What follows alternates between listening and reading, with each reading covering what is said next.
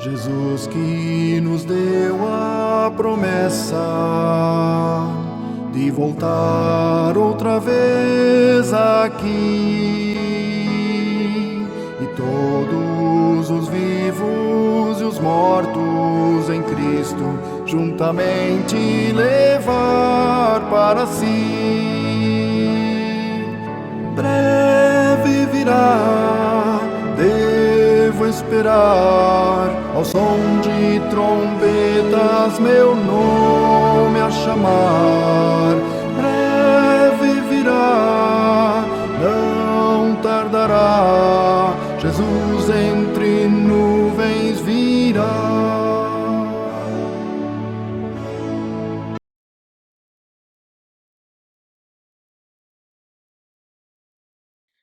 Bom dia, queridos irmãos.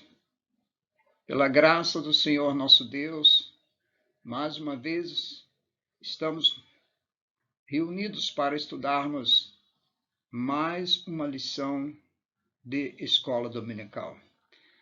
Eu quero agradecer primeiramente a Deus e depois aos queridos irmãos que oraram a nosso favor. Está completando hoje 15 dias que nós passamos por uma dificuldade física, mas o Senhor tem sido maravilhoso e tem escutado o clamor dos nossos amados irmãos. Eu quero deixar isso bem claro, que a medicina, sim, ela é importante, mas muito mais importante é a oração dos servos de Deus. Que o Senhor nos abençoe na lição dessa semana. Tem sido um desafio também para nós prepararmos esses estudos, porque vocês sabem, a convalescença ela não é de uma hora para outra, mas Deus tem nos sustentado e vamos procurar fazer o nosso melhor. Agradeço àqueles que participam conosco, mesmo não sendo ali da casa de oração, sendo de outros locais, isso não importa. O que importa é que possamos juntos estudar a palavra. Que Deus abençoe a cada um de vocês e nos abençoe nesta manhã. Amém. O título da nossa lição: A experiência da promessa. E nós vamos estudar esse assunto fundamentado no livro dos Atos dos Apóstolos, principalmente os versículos do capítulo 2, versículos 1 a 4 e versículos 36 a 42. No curso do estudo, nós também iremos citar muitos outros textos, mas esse que está aqui na tela é o que está proposto na lição. Então, deixo aí com vocês essa informação. O textuário da nossa lição, como está na revista que nós utilizamos, está em Atos capítulo 2, versículo 39. Vamos ler todos juntos esse versículo, esse textuário, e servirá também para o nosso estudo nessa manhã. Então, pois para vós outros é a promessa, para vossos filhos e para todos os que ainda estão longe. Isto é, para quantos o Senhor nosso Deus chamar. Hoje nós estaremos, portanto, estudando essa promessa, como diz o título da lição, né? A experiência da promessa. É interessante pensarmos juntos com muita calma. E aí nós precisamos mesmo de desligar os nossos pensamentos de outras preocupações e voltá-los para a palavra do Senhor, porque nós temos aqui um assunto de suma importância para cada um daqueles que fazem parte da igreja do Senhor Jesus Cristo. Esta é uma promessa que se cumpriu e nós estamos vivendo em pleno vigor dessa promessa. Que o Senhor nos abençoe, portanto, com a leitura deste textuário. Antes de continuarmos nosso estudo, eu achei por bem registrar que hoje, dia 23 de maio de 2021, é comemorado o dia de Pentecostes. Ou seja, estamos vivendo hoje o 50º dia após a Sexta-feira da Paixão, que conforme o calendário desse ano, ela se deu no dia 2 de abril. Por que eu passo essa informação? Porque aqui eu já deixo bem claro o que significa a palavra Pentecostes. É uma festa que os judeus celebravam 50 dias após a Páscoa, que eles observavam. E nós, cristãos, não celebramos a Páscoa da mesma forma como os judeus, porque para nós a Páscoa é a ressurreição do Senhor, mas é assim que aconteceu lá na igreja em Jerusalém, quando eles estavam reunidos no dia de Pentecostes, isso dentro do calendário judaico. Portanto, a lição de hoje nós vamos ver de maneira bem resumida, e isso é bom deixar claro, é um resumo do resumo. Esse assunto é muito extenso e o tempo aqui de escola dominical não é suficiente para alcançarmos todos os detalhes sobre o advento do derramamento do Espírito Santo que aconteceu lá em Jerusalém por volta do ano 30 depois de Cristo. Ou seja, mais uma vez enfatizando, o nosso Senhor Jesus morreu, ressuscitou. A partir daí começaram a ser contados 50 dias antes do Pentecostes. No 40º dia, ele foi assunto ao céu, voltou para sua glória celeste, e 10 dias depois, no 10º dia depois dele ter ido assunto aos céus, o Senhor enviou a promessa do Espírito Santo. Como sempre fazemos, nós destacamos aqueles textos que durante a semana nos despertou mais atenção. Uma observação para os queridos irmãos é que estas lições atuais, elas têm mais um dia de leitura, que é o dia de domingo, que não tem nada a ver com a leitura da lição. Portanto, aqueles que são zelosos nos estudos diários, não esqueçam de incluir também a leitura de domingo. Eu separei para cada dia um versículo que me despertou muito a atenção, e nós não vamos, assim como costumamos fazer, esmiuçar cada um desses versículos nesse momento. Por quê? A maioria desses versículos serão abordados no curso da lição. Tá? Então nós vamos ver Deus anunciando através do profeta Isaías, através do profeta Joel, através do profeta Davi, tá? O cumprimento da promessa de Deus, a alegria e singeleza no coração dos irmãos lá em Jerusalém, e também, por último, nós vamos ver a promessa do Espírito Santo se estendendo até nós hoje. Portanto, a experiência da promessa, nós dividimos o estudo em 4 itens.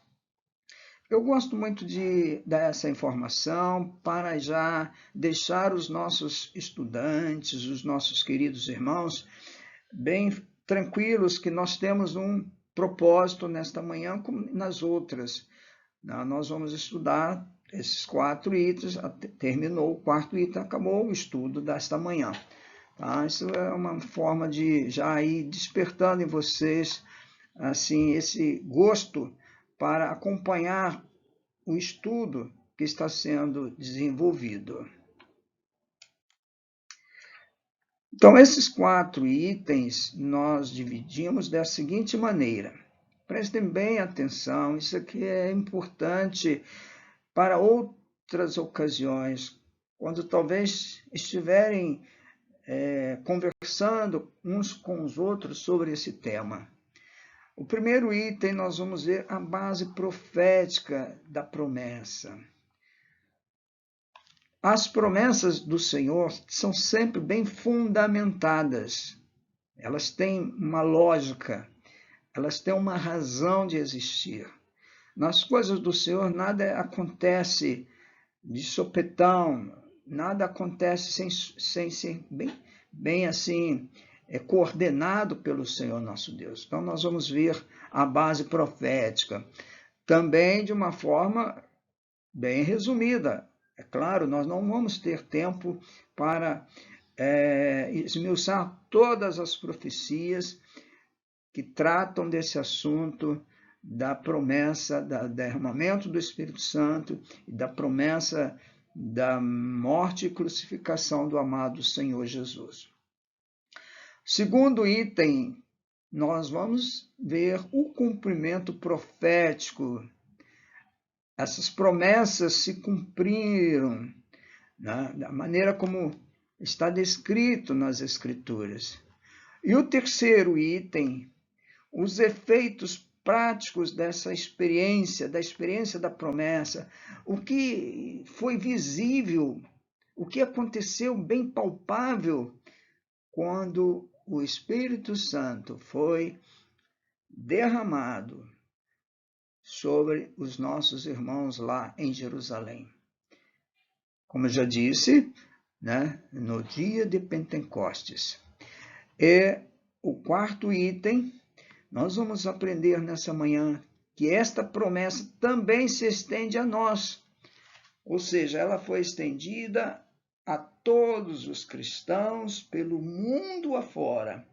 Essa informação também é de extrema relevância, porque há umas certas distorções nesse entendimento, e nós queremos aqui, à luz das Escrituras, não deixar dúvida de que esta promessa do Espírito Santo alcançou a mim e alcançou a você, que é convertido, que é um novo homem, uma nova mulher em Cristo Jesus. Portanto, que o Senhor nos abençoe com esses estudos.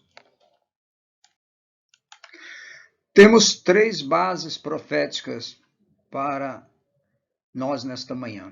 A primeira, sempre Deus. Prestem bem atenção nisso aqui, porque tudo provém do Pai, tudo provém de Deus. A primeira, Deus anunciando através do profeta Isaías. Deus escolheu esse servo do passado, esses textos que estão descritos no que nós chamamos do Antigo Testamento. Os judeus chamam a sua Bíblia de Torá. Esses são os textos conhecidos tanto pelos cristãos como pelos judeus. Então, profeta Isaías, Deus anuncia através do profeta Joel também, e Deus anuncia através do profeta Davi. Até a gente estuda tanto as Escrituras, e quando eu bati os olhos nessa profecia, eu fiquei pensando, a gente às vezes olha Davi sempre como um salmista, ou como rei, ou como um guerreiro, mas Davi também foi chamado de profeta, porque ele também foi usado por Deus para nos trazer essas informações da promessa. No caso de Davi, ele cita a morte e a ressurreição do nosso amado Senhor Jesus. Portanto, nós vamos ver esses 3 subitens dentro do item a base profética. O primeiro subitem, Deus anuncia através do profeta Isaías, como eu já disse, né, que coisas novas hão de acontecer. Deus deixando a informação para todos naquele tempo que coisas novas haveriam de acontecer, conforme está em Isaías 42, versículo 9, e Isaías 41, versículo 22. Eu vou colocar esses versículos na tela, você não precisa se preocupar em abrir a sua Bíblia, deixa só lá em Atos, né, capítulo 2, e leiam o que está aí na tela, acompanha o nosso raciocínio. Então, em Isaías 42, versículo 9, o Senhor Deus diz: eis que as primeiras predições já se cumpriram. Então, o Senhor está falando de um tempo já que transcorreu, um tempo que já se cumpriu, as primeiras predições, e agora ele diz: e novas coisas eu vos anuncio. Novas coisas eu vos anuncio, coisas essas que se cumprirão naturalmente no futuro, né? A palavra do Senhor está dizendo: eu vos anuncio novas coisas, e antes que sucedam, eu vou-las farei ouvir.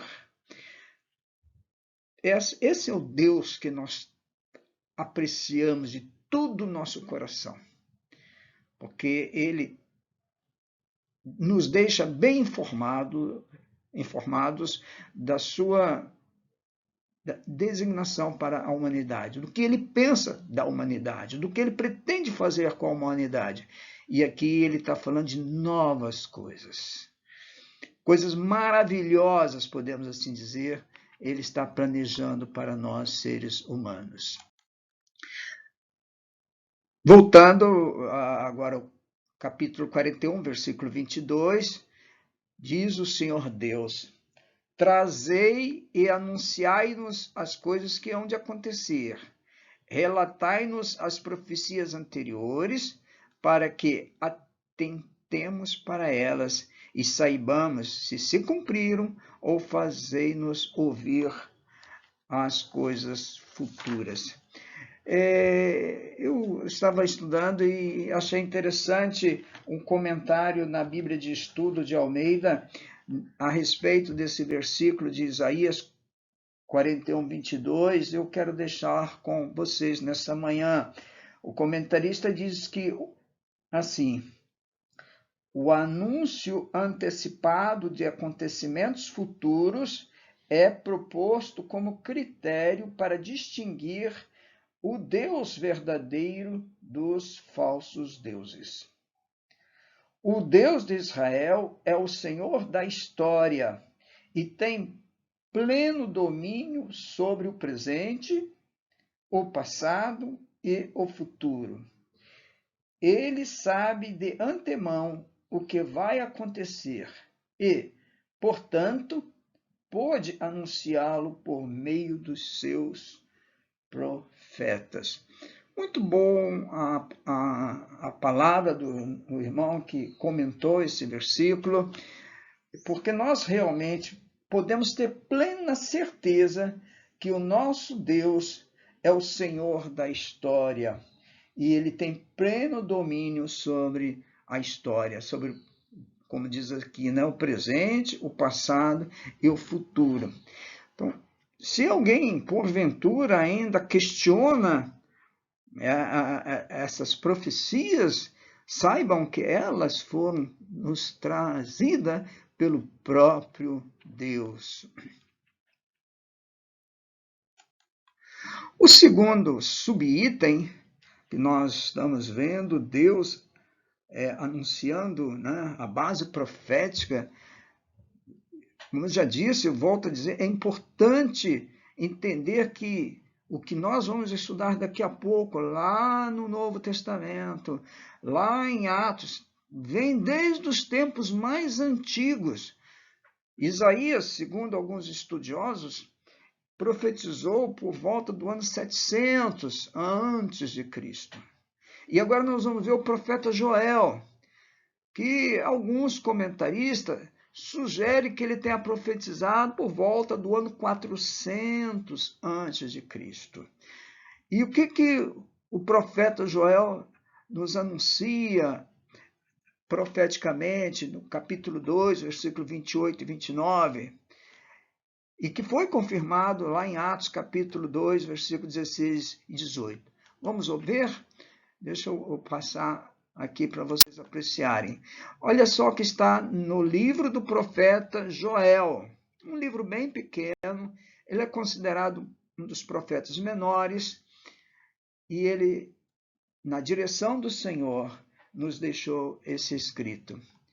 E acontecerá que, vou repetir, e acontecerá depois que derramarei o meu espírito sobre toda a carne. Vossos filhos e vossas filhas profetizarão, vossos velhos sonharão, e vossos jovens terão visões. Até sobre os servos e sobre as servas derramarei o meu espírito naqueles dias. Oh, meus irmãos, isto aqui é uma informação de belíssima importância, porque o Espírito Santo, nos dias do profeta Joel, do profeta Isaías, do profeta Daniel, do profeta Davi, do profeta Jeremias, o Espírito Santo ele era muito seletivo. O Espírito Santo ele vinha, fazia a obra na vida de um determinado servo de Deus, mas depois ele retirava daquele servo de Deus. E isso é notório. Quantas vezes nós já temos visto isso? O salmista Davi, o profeta Davi, uma vez ele orou ao Senhor: Senhor, não me retires o teu espírito. E olha aí, aqui nós estamos diante de algo que vai ser derramado sobre toda a carne. Esta é a promessa que nós vamos observar lá em Atos capítulo 2, versículos 16 e 18, que se cumpriu, como diz aqui o apóstolo Pedro, né? Mas o que ocorre é o que foi dito por intermédio do profeta Joel. Vocês conseguem entender o que Pedro aqui está dizendo com o que está escrito lá na profecia de Joel? É quase que ele copiou, né, o que estava lá na profecia e transmitiu aqui para os crentes ali, para aqueles que estavam ouvindo o seu discurso, para aquelas autoridades que estavam ali embevecidas com tudo que estava acontecendo. É exatamente o que Joel escreveu. E acontecerá nos últimos dias. Olha outra informação. Outra informação importante, últimos dias. Muitas pessoas não acreditam, mas nós vivemos esses últimos dias. Alguém pode dizer, mas já passaram 2000 anos. Não importa, para Deus isso não é motivo de nós questionarmos. É coisas de últimos dias. O que o Senhor teria que revelar foi revelado à humanidade. Então, nesses últimos dias, diz o Senhor que derramaria o meu espírito e tal. É o mesmo que está lá em Joel. Vamos adiantar um pouco, mas só para deixar bem assim ciente de que o que Pedro cita está realmente relatado lá no Antigo Testamento. O terceiro subitem, Deus anuncia através do profeta Davi que o seu santo, esse seu santo é uma maneira de se expressar falando de Jesus Cristo, experimentará a morte, mas o seu corpo não experimentará a corrupção, conforme nós podemos ler isso lá no Salmo 16, versículo 10. E que também Pedro confirma aí em Atos capítulo 2, versículos 28. Vamos ver a leitura de Salmo 16, 10. Pois não deixarás a minha alma na morte, nem permitirás que o teu santo veja corrupção. Davi, alguns centenas de anos antes, talvez não soubesse exatamente o que ele estava escrevendo, mas o Espírito Santo estava colocando na sua mente para escrever a respeito de alguém que não ficaria com a alma na morte. E alguém que não experimentaria a corrupção da morte. Por quê? A morte não teria poder sobre esse alguém. E esse alguém ele chama de o meu santo. O santo de Deus, o nosso amado Jesus. Então, nesses três itens, aliás, nesses três subitens, a base profética, podemos ter bastante tranquilidade. O que nós estamos vivendo já vinha sendo previsto por Deus desde os tempos mais antigos. Entendem, meus amados irmãos? Desde os tempos mais remotos, nós temos tido essa experiência com o Senhor, nosso Deus. Em Atos capítulo 2, agora voltando a Pedro, nós vimos lá o Salmo 16, né? Versículo 10 agora, nós estamos vendo que Pedro, no discurso ali em Jerusalém, falando daqueles acontecimentos que surpreendeu toda, ou pelo menos uma grande parte da população, olha o que ele diz. Porque a respeito dele,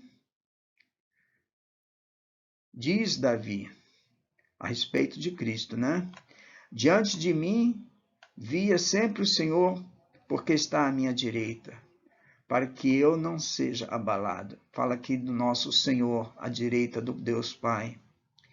Por isso se alegrou o meu coração e a minha alma exultou. Além disto, também a minha própria carne repousará em esperança. Pedro declara que a sua carne, o seu corpo, repousaria em esperança, porque havia alegria no seu coração, a sua alma, a sua língua exultava. Versículo 27, porque não deixarás a minha alma na morte, nem permitirás que o teu santo veja a corrupção. Tudo isso Davi vai citando e Pedro vai se apossando dessas experiências de Davi. Fizeste-me conhecer os caminhos da vida e encher-me-ás de alegria na tua presença. Olha que assunto maravilhoso.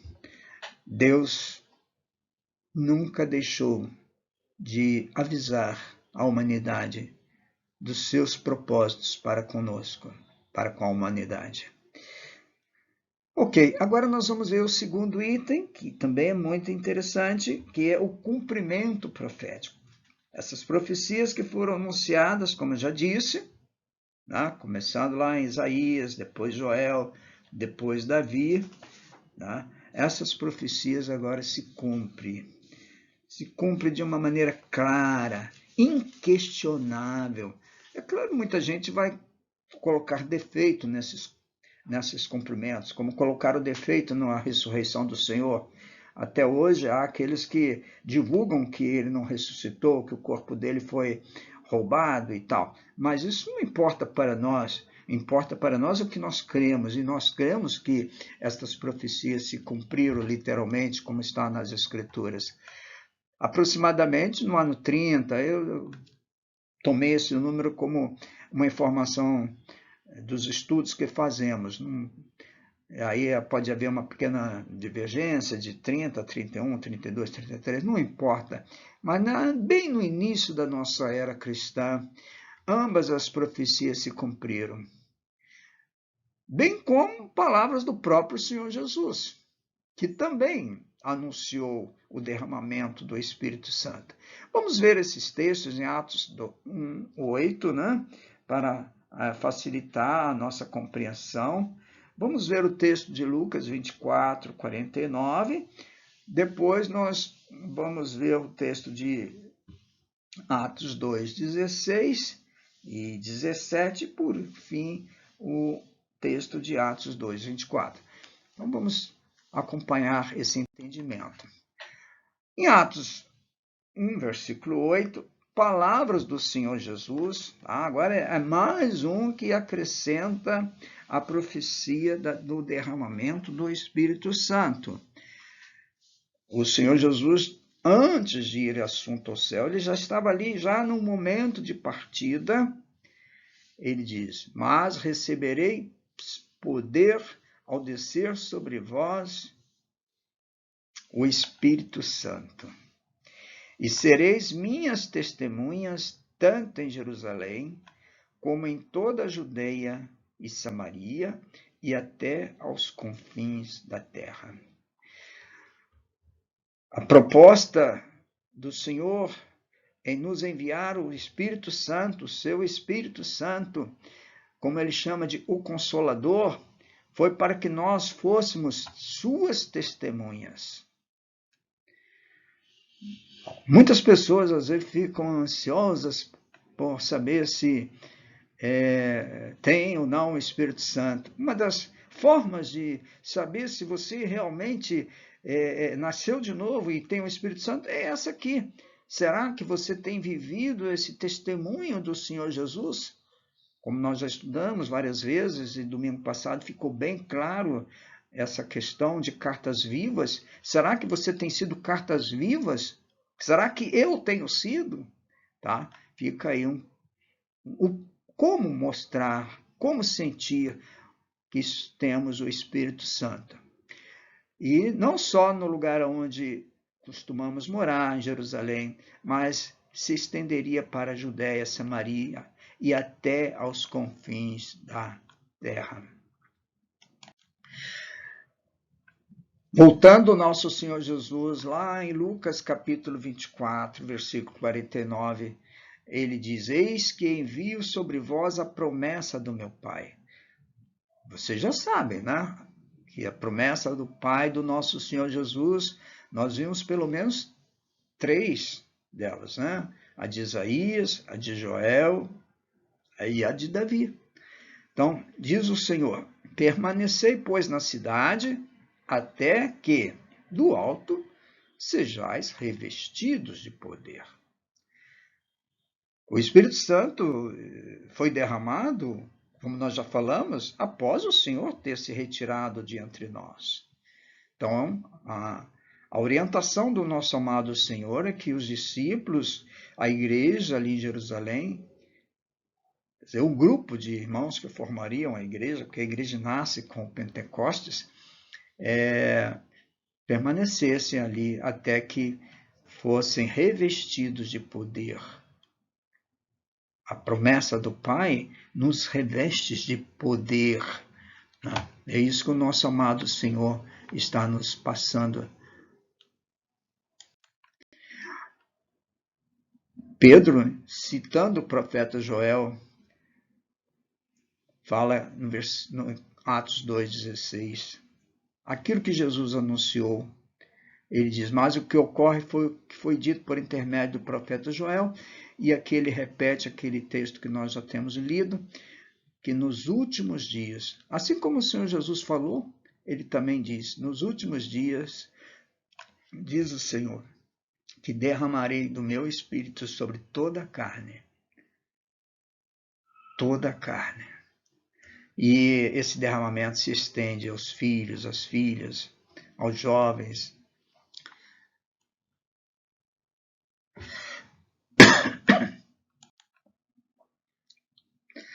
Ainda, versículo 24 de Atos 2, Pedro diz: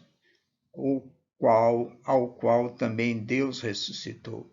Eu fiz questão de destacar esse versículo, porque ao mesmo tempo que estudamos a promessa do Espírito Santo, nós estamos estudando também nesta manhã o cumprimento da vinda do Senhor Jesus Cristo, da sua vida aqui entre nós e da sua crucificação ali no Calvário, mas também a sua ressurreição, rompendo grilhões da morte, porquanto não era possível que ele fosse retido por ela, ou seja, a morte. A morte não teria poder sobre o nosso Senhor. Estudar a promessa do Espírito Santo tem que ser sempre paralelo a estudarmos juntos a promessa da vinda de Cristo, porque se Cristo não estivesse vindo, o Espírito Santo também não teria vindo. O Espírito Santo só está conosco por causa do nosso Senhor Jesus, porque ele veio e fez a obra, ele demonstrou-nos a sua glória, e agora, ao voltar, ele derrama sobre nós a sua glória. Isso é extraordinário, né? Agora vamos partir para o terceiro item da nossa lição. Os efeitos práticos da experiência da promessa. De acordo com o que está relatado em Atos, capítulo 2, que é o texto da nossa lição, nós vamos ver esses efeitos práticos, como isso impactou a igreja ali em Jerusalém e como até hoje isso nos traz impacto nas nossas experiências com o Senhor. Então, temos o derramamento do Espírito Santo, tá? Vocês já devem estar bem cientes da base profética, dos anúncios proféticos. Nós vamos ver o resultado em conversões, isso é muito importante. A igreja primitiva teve uma alavancagem extraordinária após o derramamento do Espírito Santo em um pequeno grupo comparado com aqueles que se converteram depois. E terceiro, a alegria e singeleza dos corações convertidos. A vida cristã não foi planejada para vivermos uma vida de amargura, uma vida de reclusão, de sofrimento espiritual. Podemos até ter sofrimento físico, porque nós estamos num planeta doente, mas espiritualmente nós fomos feitos para ter alegria e singeleza de coração. Então nós vamos acompanhar o raciocínio desses 3 subitens da experiência da promessa. Em Atos capítulo 2, versículos 1 a 4, vocês estão com o texto aberto aí e podem acompanhar conosco. No dia de Pentecostes, eu já expliquei no início, né? Não vou delongar mais, mas nós estamos trabalhando aqui no 50º dia após a Páscoa judaica. Tá? Era o dia que eles celebravam Pentecostes. Estavam todos reunidos no mesmo lugar. Achei interessante esta informação. Nós, às vezes, vivemos um cristianismo de isolamento, de distanciamento, não digo físico, mas muitas vezes até mesmo espiritual. E isso não é agradável. Nós precisamos estar reunidos juntos no mesmo lugar. Isso é muito importante. A igreja que quer crescer, pensar que nós não podemos ser crentes autônomos, crentes individuais. Na igreja não existe autonomia, existe corpo, existe grupo. De repente veio do céu um som. Um som veio também como um vento impetuoso. A casa onde eles estavam, diz assim, encheu toda a casa onde estavam assentados. Aquele som, aquele vento impetuoso, foi um fenômeno, podemos assim dizer, né? Uma manifestação extraordinária, fora dos padrões normais, e apareceram distribuídas entre eles. Cerca de 120 irmãos estavam ali em Jerusalém, como nós podemos ler lá no capítulo 1 de Atos. Tá? Se vocês tiverem curiosidade, é só voltar a Bíblia aí e ver lá no versículo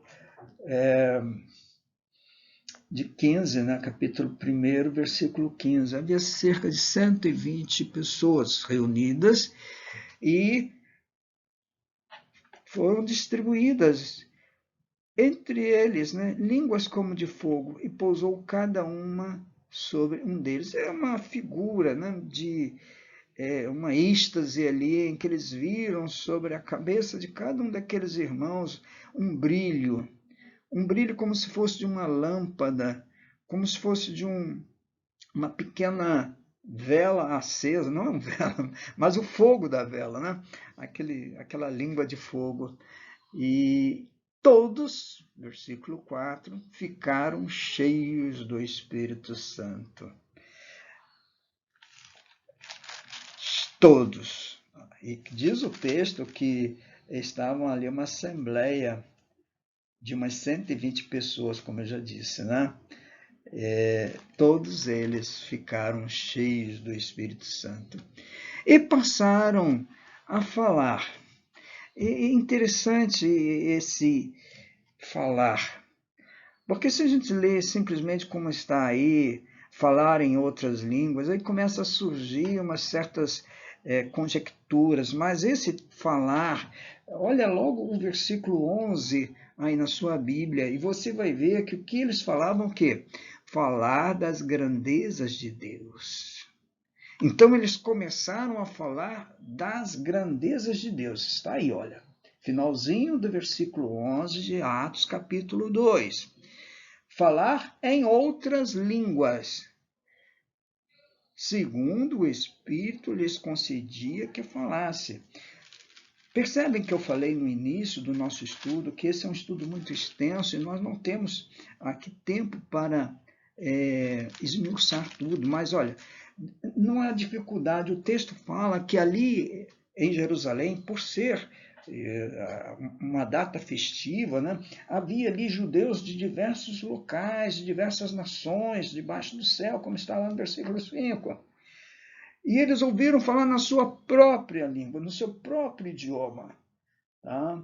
Ali vai citando Mesopotâmia, Judéia, Capadócia, Ponto, Ásia. Então, eles ouviram falar das grandezas de Deus na sua própria língua.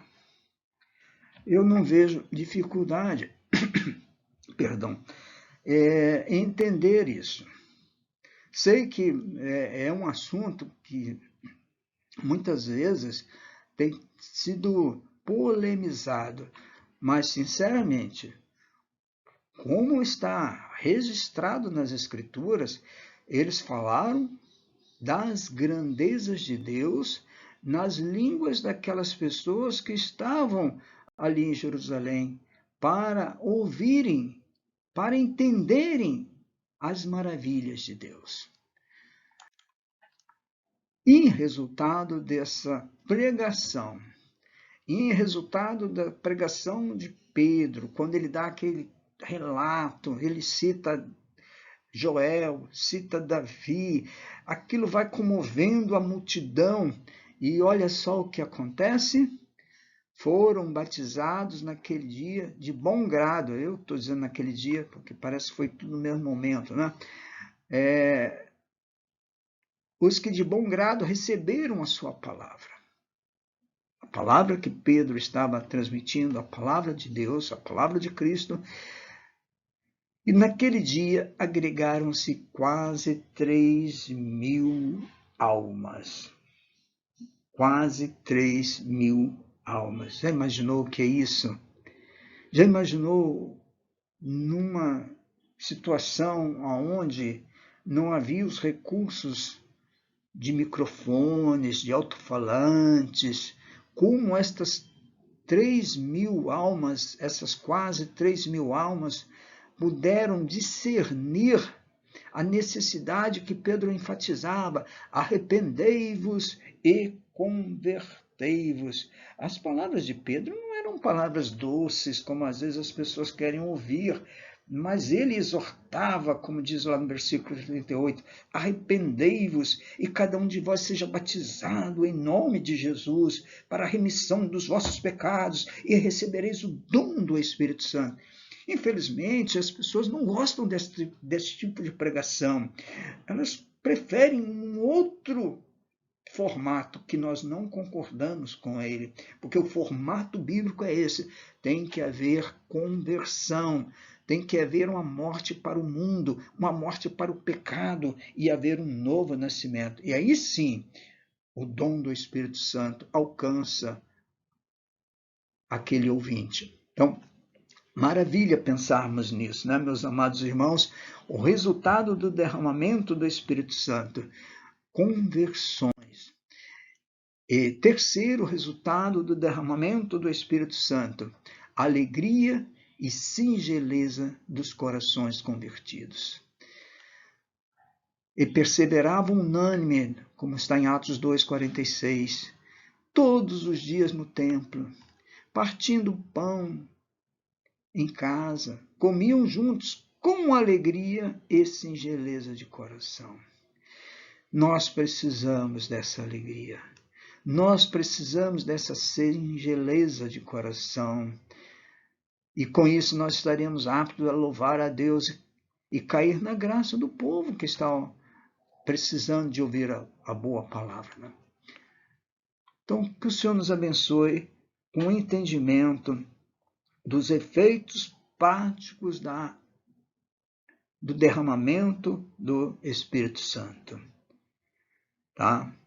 Veio, alcançou, a igreja ali começa a existir, a igreja de Jesus Cristo começa a existir.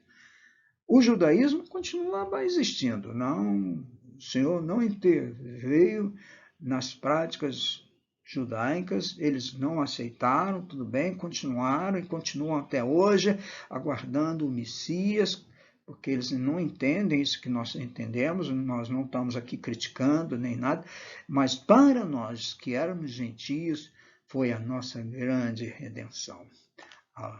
O derramamento do Espírito Santo nos traz o combustível para vivermos aqui nesse mundo. O quarto item da nossa lição também é muito importante mostrar que a promessa do Espírito Santo foi estendida além de Jerusalém, além de Judeia, além de Samaria, e veio até os confins da terra, ou seja, chegou até nós hoje, como nós podemos ver em 1 Coríntios capítulo 12, versículos 7 e 11.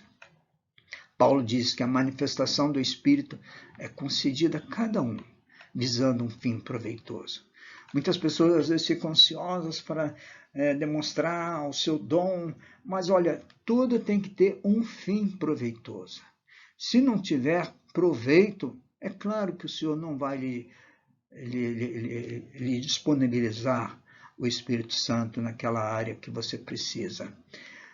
E Paulo diz, cada um é dado mediante o Espírito, sempre mediante o Espírito. O Espírito agora ele está atuando na igreja. Então é dada a palavra de sabedoria, a outro a palavra do conhecimento, o mesmo Espírito, a outro a fé, a outro no mesmo Espírito dons de curar, a outro operações de milagres. Assim Paulo vai citando todos os dons que a igreja necessita para funcionar harmoniosamente, tá? E ele diz no versículo 11, mas um só e o mesmo Espírito realiza todas estas coisas, distribuindo-as como lhe apraz, a cada um individualmente. Não existe uma maneira de sermos abençoados pelo Senhor com esse derramamento, se não for dele mesmo, se não for por iniciativa dele mesmo. Ele, o mesmo Espírito, é que realiza todas estas coisas.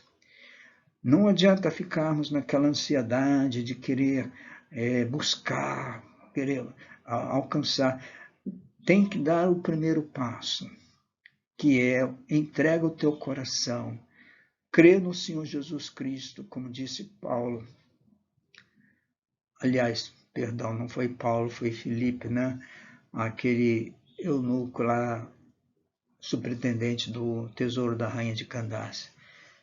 Você crê no Senhor Jesus? Eles creio de todo o coração. Então, é isso que precisa, crer no Senhor Jesus, porque na medida que você crê no Senhor Jesus, o Senhor derrama sobre o convertido esses privilégios que foram derramados lá no passado. Então, meus queridos, concluindo, nosso tempo hoje está um pouco avançado, né? Eu peço desculpa, porque eu não quero cansá-los, mas eu preciso ir ao mínimo para procurar clarear essa questão da promessa do Espírito Santo, da vinda do Senhor Jesus. E eu concluo dizendo, vivamos a alegria dessa experiência. das promessas anunciadas e tão aguardadas e que se cumprem em nossos dias. Olha, nós vendo promessas se cumprindo como essas, nos faz pensar de uma outra promessa, que é aquela que o Senhor disse: eu voltarei e levarei cada um de vocês para que onde eu estou estejais também. Meus irmãos, essa é a promessa agora que nós estamos aguardando, porque a vinda do Senhor já aconteceu, o derramamento do Espírito Santo já aconteceu, a manifestação do Espírito Santo na igreja está acontecendo, agora falta-nos a volta do Senhor nos ares para arrebatar a sua igreja. Fiquemos alertas, fiquemos atentos.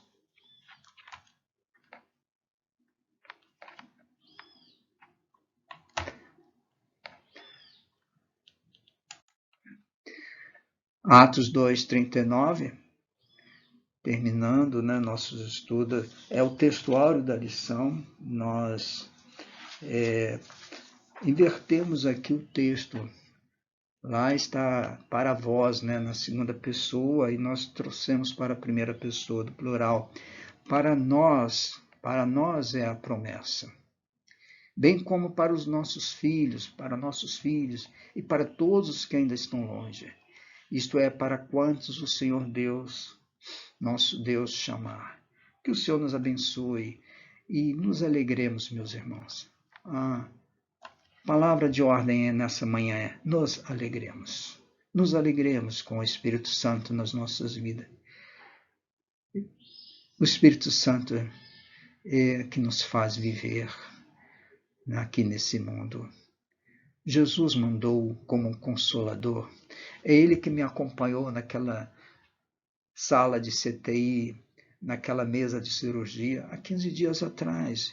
É Ele que está acompanhando muitos dos nossos irmãos que nessa hora estão entubados, irmãos queridos. Eu estou com alguns nomes muito próximos que estão passando por esse momento difícil de hospital, mas é ali o Senhor se faz presente. Que o Senhor nos abençoe com essa lição.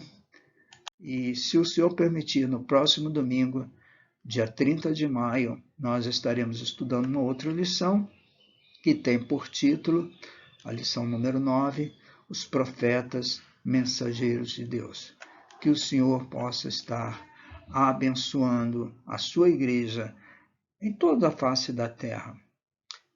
Que o Senhor possa estar fortalecendo cada um de vocês, fortalecendo a mim, para sermos testemunhas do Senhor, tanto onde nós moramos, quanto na cidade, quanto no estado e quanto no mundo afora. Amém.